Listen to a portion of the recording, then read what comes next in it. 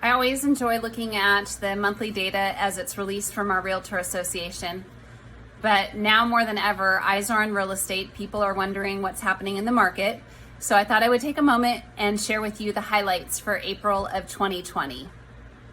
So when we look at April sales activity, it's important to understand that our April sales is more a reflection of March activity, because typically we have a 30-day escrow period for our sales. In March, our world turned upside down, so I don't think it's a big surprise that we had a decline in sales in the month of April. We closed the month with just under 2,000 single-family homes selling in the greater Las Vegas area.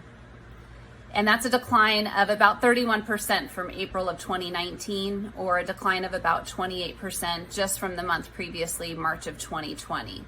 We're coming off of a swing where our sales volume has been picking up month over month.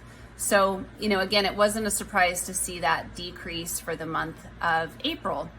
But it's also important to factor in the other half of the supply-demand equation.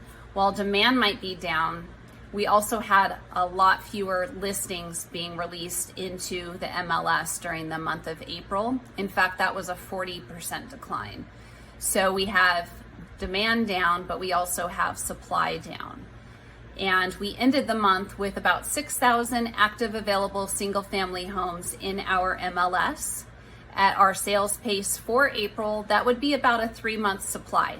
Technically, that is considered a seller's market. And to put that 6,000 homes in perspective, if we look at April of 2019, that is actually 18% fewer homes that are available on our market right now. So this is not a situation where we have tons of inventory, listings flooding the market, nobody's buying. It's still very balanced. It's still leaning towards a seller's market. But, sellers have opportunities because there's less competition, and buyers have opportunities as well.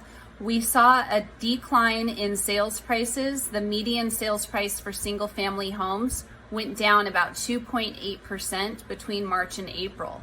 So there are opportunities out there for serious and capable buyers to negotiate.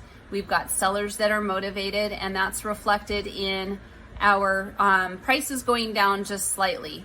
Now, if we look year over year, our sales prices are still up. They're up between 3 to 5% from last year. So this is, again, not an extreme situation where values are sliding or where inventory is just escalating like crazy. It's still balanced, but there's always going to be some opportunities for both buyers and sellers to take advantage of our market right now.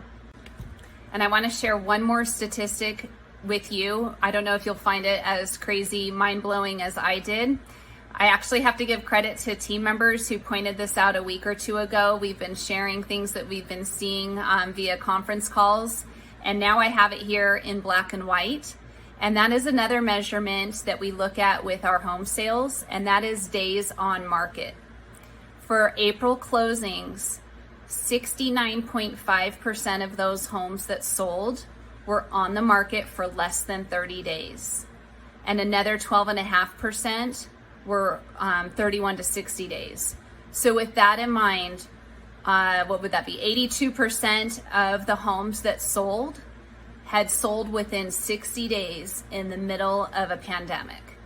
Now, you can interpret this how you want to. For me, this is a reflection on sellers having agents that know how to market their home in the middle of a pandemic, knowing how to price their home, knowing how to negotiate, and buyers having agents that have those same skills as well, how to show homes even despite the craziness, how to get things done. And those numbers are actually so much better than a year ago. Days on market were greater a year ago. So isn't that interesting that 82% of the homes that sold in April were listed less than 60 days? And it just strikes to me the importance of having qualified agents represent you, because we can get it done no matter what the circumstances.